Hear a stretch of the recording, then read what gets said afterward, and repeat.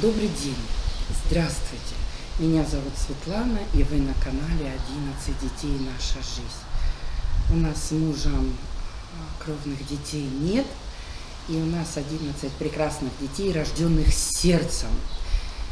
И сегодня будет тема. Во многих моих роликах, особенно в начале, поднимались эти темы, но очень много новых подписчиков. И девочки выходят ко мне на личную связь в WhatsApp. Не один человек выходит. Также мы с ними по телефону общаемся с другими. Поэтому очень некоторые прям в комментариях под видео спрашивают какие-то советы, делятся своими историями. И назрела эта тема. Тема получается усыновление, удочерение, приемная семья, опека. С чего начать и как не ошибиться. Почему сегодня этот вопрос стал остро? Потому что совсем недавно в комментариях под видео одна из моих девочек, из подписчиц, сразу скажу, что были девочки, которые писали в WhatsApp и говорили, чтобы их комментарии не озвучивали. Но были, кто говорил, когда я говорила, можно я расскажу вашу историю, говорили да. Поэтому я ничьи права не нарушаю, только с разрешения девочек. Все делаю. Если кто-то в личном комментарии ко мне обращается, я никогда не расскажу эту тайну, если человек скажет, никогда никому не рассказывайте. Да я особо и сегодня не буду упоминать никакие имена, фамилии. Я буду брать проблемы в целом.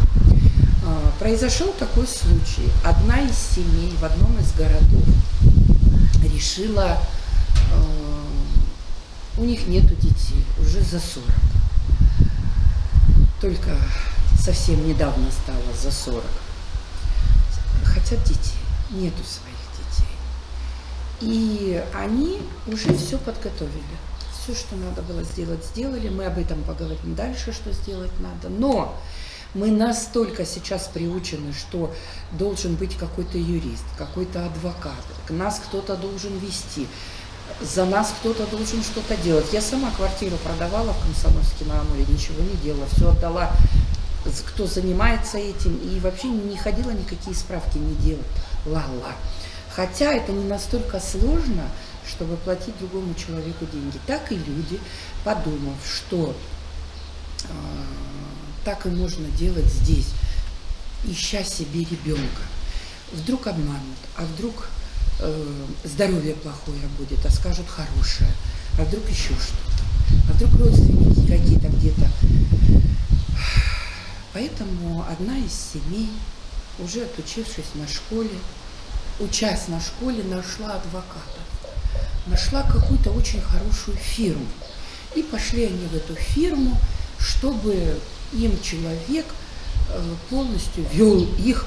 Вот искали ребеночка, они еще не решили, усыновлять одного будут, или у них будет приемная семья, они возьмут несколько деток, потому что взять, допустим, 4 деток и усыновить, это надо удочерить.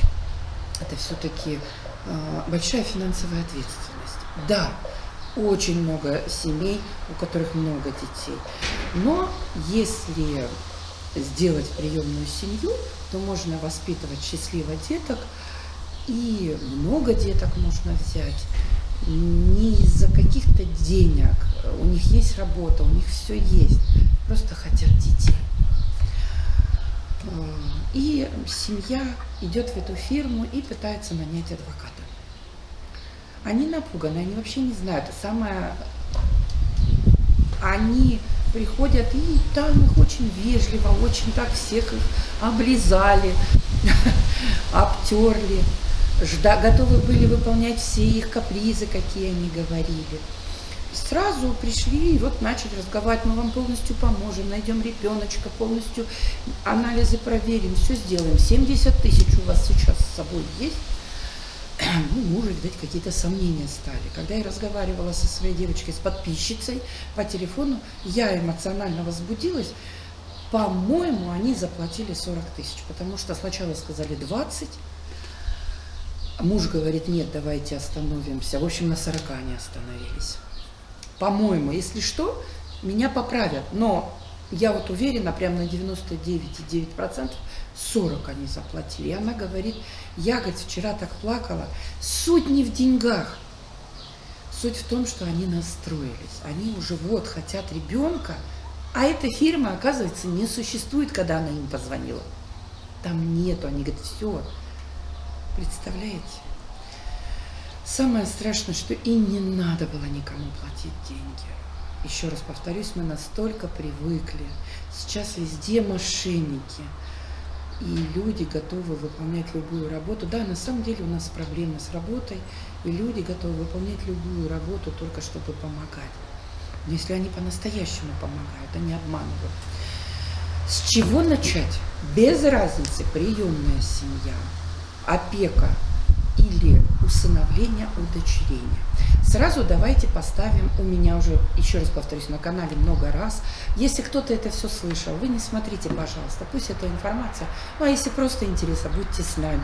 Эта информация очень интересна тем, кто именно хочет взять деток, для новых подписчиков, и кто именно находится в этом состоянии, сейчас ищет в интернете, как одна из подписчиц так и сказала, она говорит, я искала в интернете, и вот стали выходить ваши видео.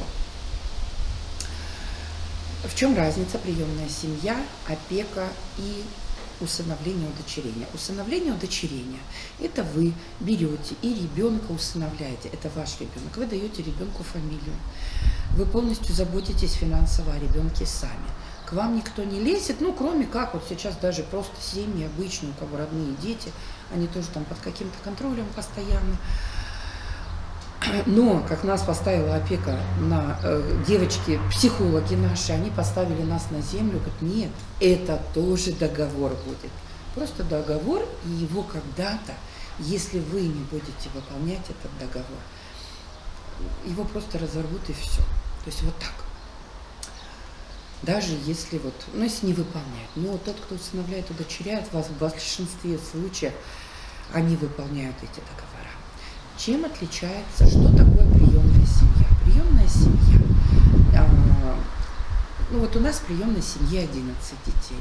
Но сейчас вот в Краснодарском крае 8. Больше не разрешают деток брать в семью. Это правильно, потому что все дети должны сидеть за столом, всем детям надо уделять внимание. Когда детей больше, мне кажется, уже сложнее, но лично для меня. И получает родитель, один из родителей получает деньги на питание детей и получает вознаграждение. Но будем русским языком называть это зарплата, да? Хотя везде по документам это идет вознаграждение. Это фиксированная сумма в Краснодарском крае, в других городах эта сумма не фиксированная, там по-другому.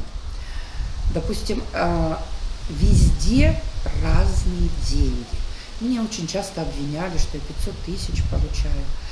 Может быть, если кто-то из Москвы, может быть, он столько и получает, потому что я знаю, что очень хорошо получает Краснодарский край, и в 3 раза или в 4 раза больше получает, кто живет в Москве. Все в интернете вы найдете. Финансы здесь разбирать мы с вами не будем. Когда мы жили в Улан-Удэ, мы получали вообще гроши. Это вообще копейки были. Копейки, копейки, копейки. Здесь другая цена. Здесь уже совсем по-другому. И даже вот Краснодарский край и Ростовская область, они рядом, они братья и сестры, но уже там совсем другие расценки. И опека. Чем отличается опека? Опеку в основном дают родственникам. Кто-то там брат, сестра умер, сын, дочь, тетя, дядя. Дают опеку. Там уже оплата еще в половину меньше идет, но требования, как и от приемной семьи, все одинаковые. Также и опека проверяет и все делает. И вот сейчас у меня фраза такая именно к тем, кто хочет делать приемную семью и опеку. Если вы будете, это вот я на своем опыте, я лично это настаиваю. Если кто-то сейчас в стадии оформления детей, в стадии получения статуса, приемная семья или приемный там опека, делайте сразу на двоих родителей. Один из родителей получать деньги не будет, он просто будет опекуном. Но представьте, вас на тот, на ком оформлена приемная семья, будем символически обозначать, что это мама. И представьте, маму положили в больницу, и все дети остались ни с кем, потому что папа не является опекуном. И в любой момент детей могут приехать и забрать. Представьте, что сейчас разные заболевания идут. И, допустим, какие-то закрытые соревнования, и сказали, что запустят только папу, маму, и все.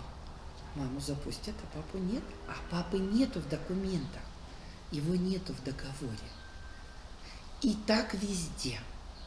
Какую-то роспись поставить, и так везде будет. Поэтому, если вас будут отговаривать, если вам будут говорить, потом сделайте, если вам будет надо. Нет. Вот это нет. 100% сразу делайте на двоих. И все. Только на двоих. Это важно. Потом больше волокиты будет. Вы же уже все оформляете. Вы уже делаете все документы, потому что если потом папа решит на себя это делать, ему заново придется предоставлять все справки и все документы. И медкомиссию проходить. Ну, давайте начнем, с чего начать. С чего же мы начнем? Первое, если вы с мужем обсудили, с мужем обсудили, в своем, сначала берем семью, где папа и мама есть, обсудили и решили, что да, вы берете и будете делать вот эти 3 процедуры: приемная семья, усыновление, либо опека. Если вы решили в своем сердце, все, не надо искать никаких адвокатов, идем сразу в опеку. Они все расскажут. Мы шли к начальнику опеки, нам давали документ, мы писали, что мы хотим являться, нам давали пакет документов. В этот пакет документов входит на жилье документы, медицинский осмотр, справка о судимости, справка с места работы о зарплате, характеристика с работы, характеристика с администрации, допустим, от соседей или еще. Вот в Краснодарском крае здесь развито, что здесь главная улица есть. Вот у нее справку надо брать. То есть в райисполкоме справку, без разницы, вот, что здесь есть близлежащее. То есть характеристика такая. Ну и, конечно, опека приедет, будет смотреть квадратные метры. Когда нам рассказывали, нам говорили, даже съемное жилье нужно. Главное, чтобы у ребенка был угол. И договор был заключен, что вы в этом жилье проживаете. Главное, чтобы у ребенка всегда был угол. Вот если вы в своем регионе, если вы будете увозить куда-то, да, там уже другой вопрос, там прописка ребенку нужна сразу.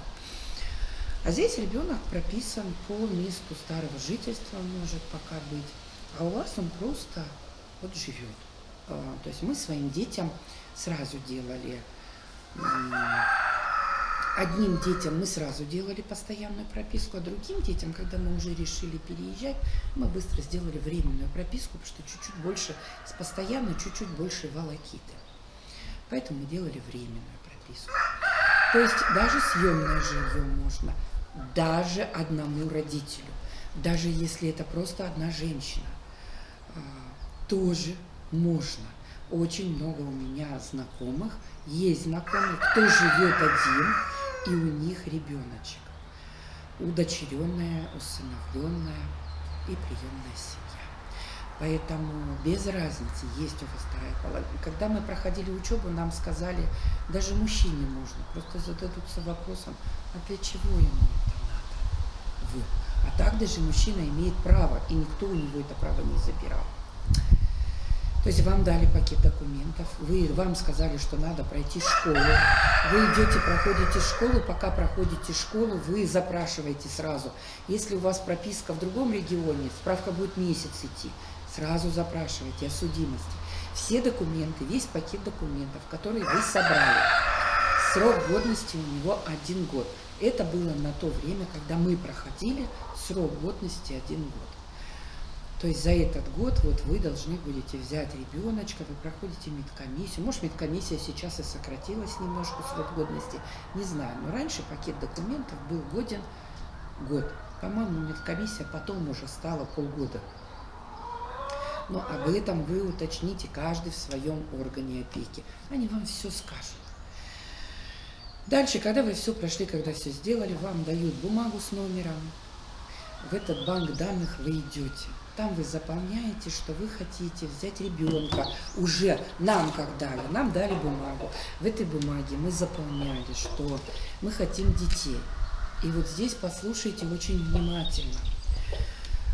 Вас будут спрашивать, сколько детей вы хотите. Там от 1 до 2, 1, 2, 3, там от 0 написано, допустим, до скольки? От 1 до 5, да? То есть пишите больше, пишите больше. Вот тоже убедительная просьба, потому что мало ли, вот вы нашли одного ребеночка, вы хотите одного и только одного, но когда вы нашли своего ребенка, а у него оказался братик есть, нашли, допустим, дочку или сына, есть брат или сестра, 3 годика, вы нашли годик, еще 3 годика. Представляете, и вам не дадут, потому что вы документы уже официально заполнили. Мы тоже сделали такую ошибку, мы написали 2 детей. Но сразу нашелся Владик. Хорошо, в нашей опеке пошли нам на уступки. Мы были у них вот на глазах, здесь рядышком, они нас знали и пошли нам на уступки. Если бы это было в Улан-Удэ в самом, нам бы на уступки никто не пошел. Поэтому сделали дополнительный документ к нашим документам, что мы еще хотим ребенка, и нам дали Владика. Вот так вот. А иначе нет. А иначе ничего не получится. Обязательно пишите на несколько детей больше. Неизвестно, ну взяли вы в приемную семью 2 деток, а тут увидели еще. Не дадут. Пишите 5. А там уже разберетесь потом. Но если вы напишете 5, вас никто не будет заставлять брать 5. Вам так и дадут столько, сколько вы захотите взять. И все. Также и про возраст. Возраст. Вот вы твердо решили, вот как я говорила, ой, мне бы самого маленького, насколько возможно. Но мы взяли тогда дочь годовалую, а сыночка постарше был. Поэтому не пишите возраст, пишите от 0 до 10, пишите до 5. Потому что, опять же, вам покажут деток. Допустим, вот дочери будет полгодика или 2 годика, а братику 6, а вы написали до 4. И уже не дадут. А вы полюбили уже и братика, и дочку. Пишите больше, пусть вам больше объем показывают, понимаете? Не суть в том, что вот не будем брать и все. Вы просмотрите сначала всех деток, а потом сделайте свой выбор. Знаете, никто не будет вас заставлять силой. Если вы увидели у ребенка какой-то изъян и скажете, что нет, я не буду брать этого ребенка, никто не будет вас заставлять силой.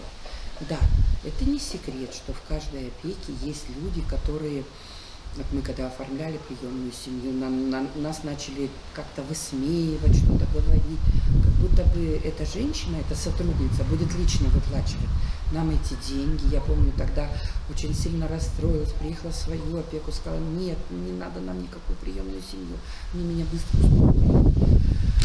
В этом дело, что есть люди в каждом, но не надо под них подстраиваться, не надо им идти на поводу этим людям. Пусть они выполняют свою работу. Просто убедительная просьба, когда заполняете документы, возраст, количество, пишите больше. Чтобы вам больше объем детей, чтобы вам не сказали, а вот по вашему запросу у нас всего 2 ребенка. Больше нет. Ждите очереди, будем искать, ну когда-нибудь придете. Нет, пусть вам всех покажут. Вот в чем дело, понимаете? Пишите больше. Также там будут спрашивать, заполнять будете, важен ли цвет глаз, какой. Мы с мужем настолько, как будто я сама рожала, мы настолько, это было волнительно. Вообще все равно было, какие глаза, какие волосы. Все, мы уже полюбили, все, нам без разницы вообще. Медкомиссия. Переживаете, что может какие-то изъяны быть в медкомиссии. Изъяны могут быть даже в родной семье. Есть в другом городе у меня знакомая, неплохая знакомая, и у нее в 14 лет у мальчика проявился диагноз, что мальчик стал наблюдаться в психиатрической клинике и лежать даже там. Поэтому диагноз может проявиться везде, это надо быть готовым к этому. Выбирать ребенка, вы будете там разговаривать с медиками, и она вам все будет рассказывать. Она будет вам прям показывать анализы и все остальное. Нету такого у них, чтобы скрывать от вас что-то. Не надо нанимать никакого адвоката, никаких, кто бы за вас это делал. А еще у вас будет возможность познакомиться с ребенком, хоть и усыновление, хоть и приемная семья, хоть и опека. Но опека там чаще они знают уже этого ребенка, это родственник. У вас будет возможность познакомиться с ребенком. Как? Дружеский визит. Пока оформляются документы, вам будут разрешать ребеночка забирать на выходные домой. Вам будут давать бумагу, вы будете писать заявление. И в пятницу вечером мы забирали, мы не всех брали деток. Первых мы вообще домой не забирали, мы сказали, все, нам вот чем быстрее, тем лучше делайте документы, нам скорее их забрать домой. Как это? Мы уже их выбрали, а они до сих пор здесь, нам быстрее забрать их.